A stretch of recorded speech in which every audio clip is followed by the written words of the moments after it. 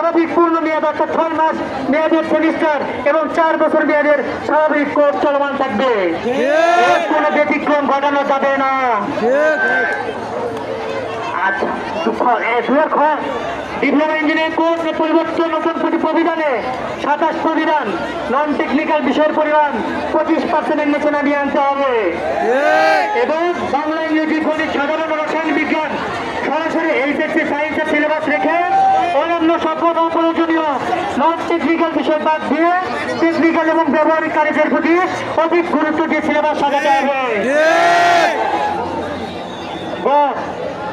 কারিগর শিক্ষার্থীদের দক্ষতা যেমন দক্ষ শিক্ষক প্রয়োজন এবং প্রশিক্ষক প্রয়োজন, তেমনি উন্নত মানের আধুনিক ল্যাব প্রয়োজন।